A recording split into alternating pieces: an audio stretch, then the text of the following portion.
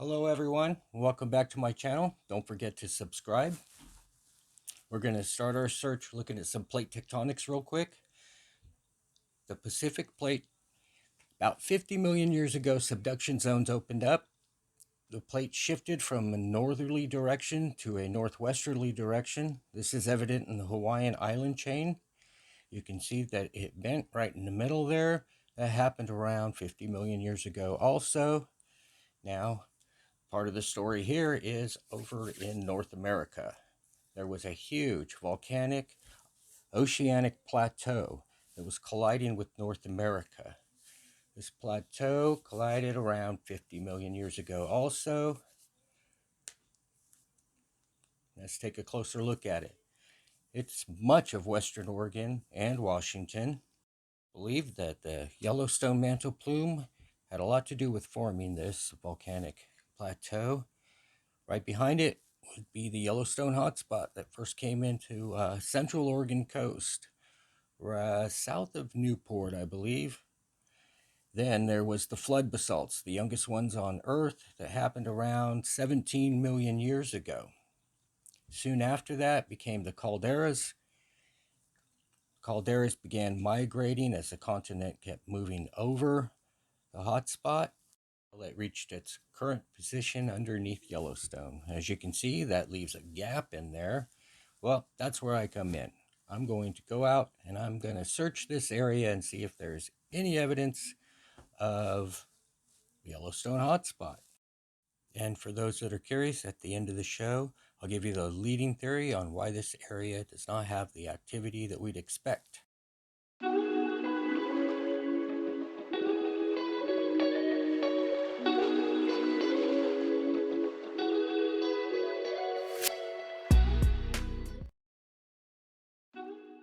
We are just a few miles north of where we were searching in the last episode. We're at Lone Ranch Beach, southwestern Oregon.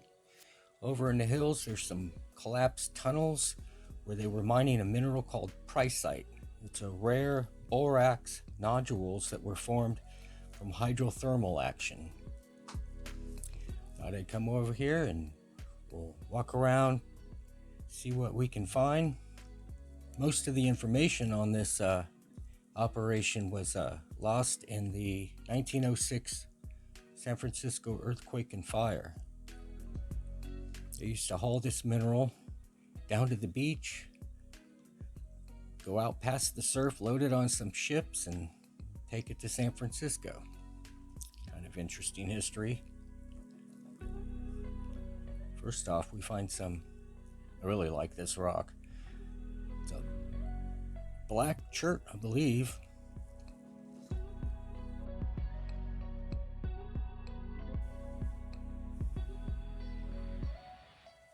You know, the rock, it looks just like it looks. There's no patina or tarnish on it. It's black through and through. It's polished. In fact, let me show you a sample of it. Not all the chert on the beach there has the white specks in it. I find it beautiful.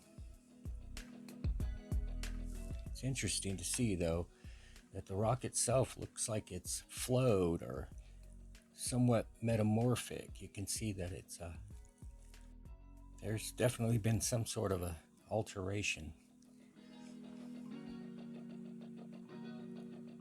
Beautiful rock, though. I've learned more about chert lately than I knew there was to learn about chert.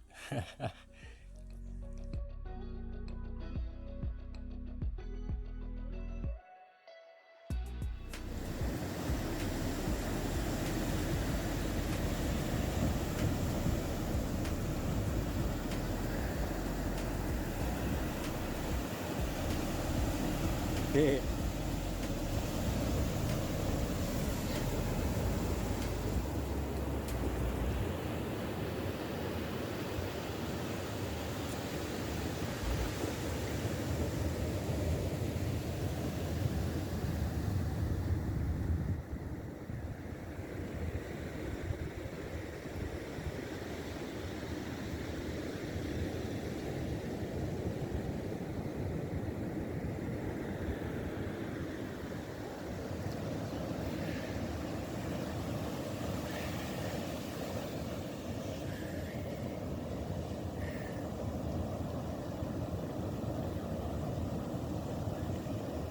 This part's really interesting. You can see there's some displacement there.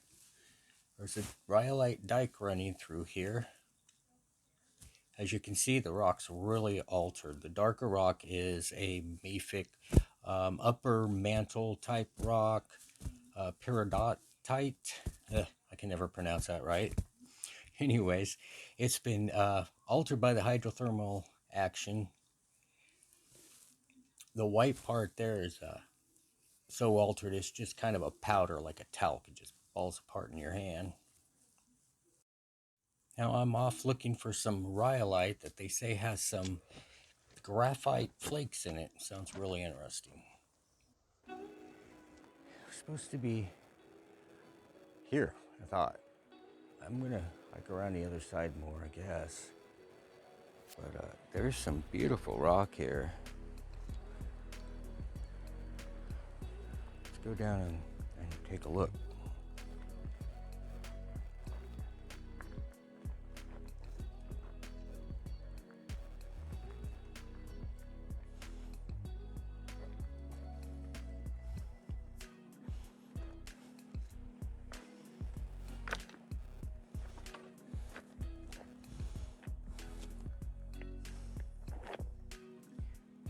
That's an unusual piece there.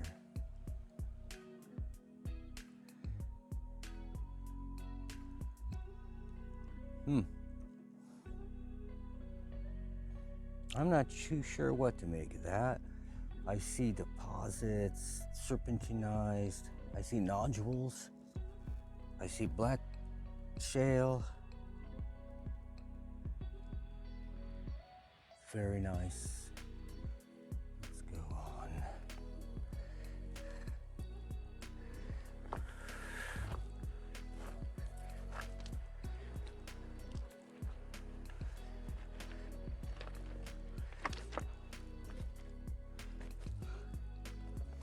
I wonder if those are the borax nodules that we're mining.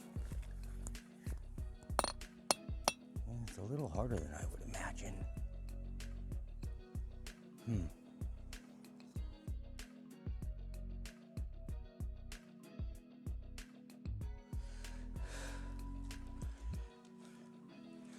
Look at that. I wonder how long this thing's been in there. Oh, geez, look, there's the engine block. The whole car set here in rust.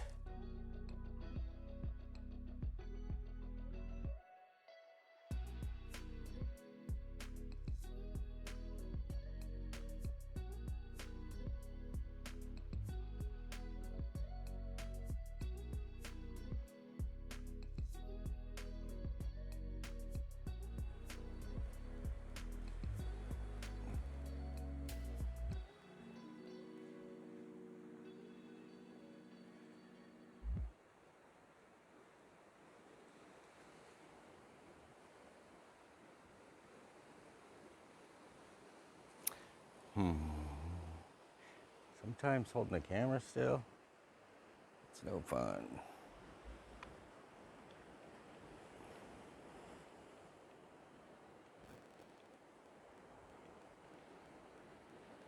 Pause. There's the top of the hill. Supposed to be rhyolite over here. That doesn't really look like rhyolite. That looks just like sandstone. We're going to take a look.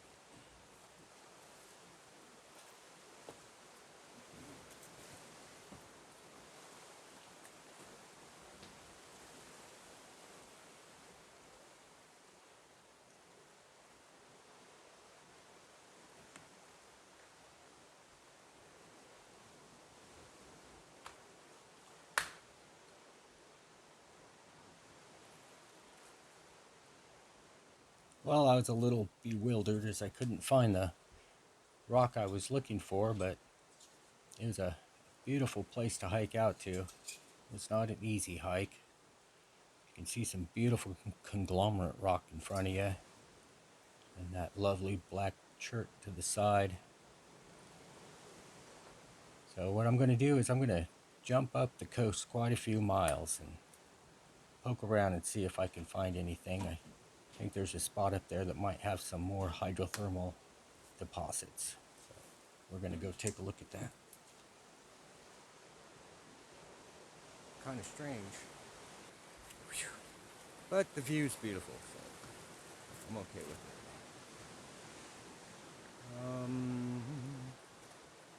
Let's go that way.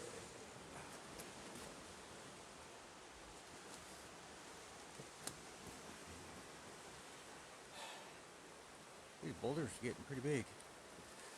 Getting a little difficult. Whoa!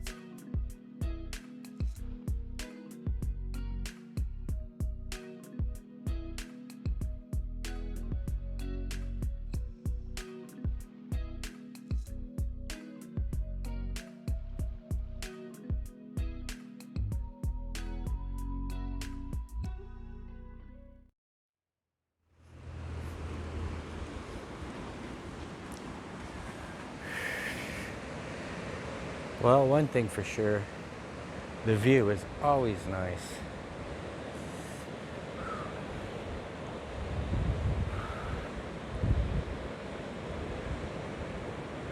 We might as well keep walking around this hill. Yeah.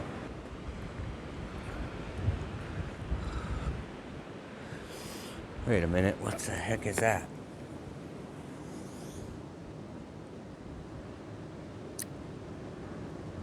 Wow.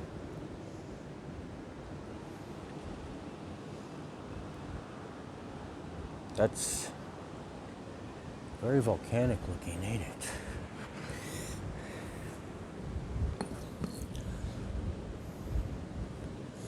Look at that. Almost looks like something I'd find in the Cascades. Oh yeah. I need that chunk right there.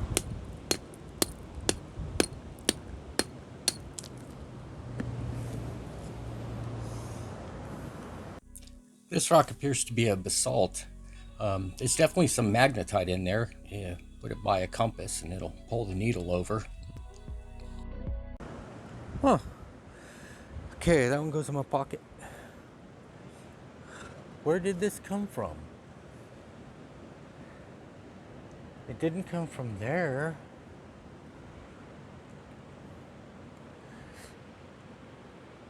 Was it? It could have came in from the road. It could have been quarried somewhere else and then dumped here. And it got cleaned up and polished by the beach. Ooh, look at this. Oh yeah, there's some porphyritic lava right there. Where'd it go? I call this porphyritic. I'm referring to the crystals in the matrix. It just means there's a lot of crystals in there.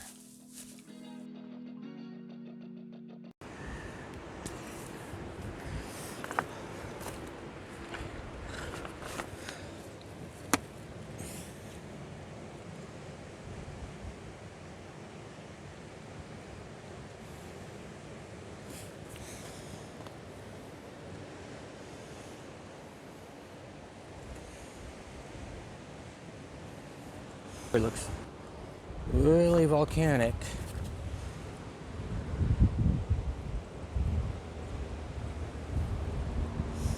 Hi everyone.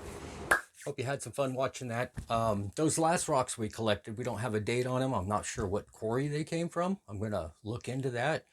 As far as dating on the rocks, either they're 120 million years old or 100 million years old, I can't remember, or they're the younger 30 million year old that I'm looking at.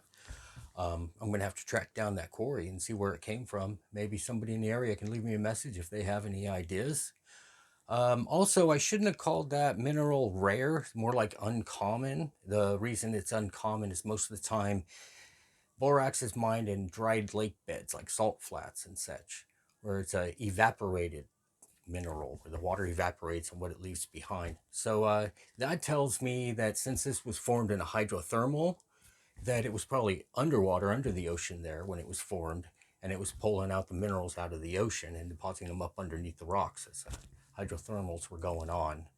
Um, but I did learn by being there that serpentine is very common here in Southwest Oregon. It's all over the place.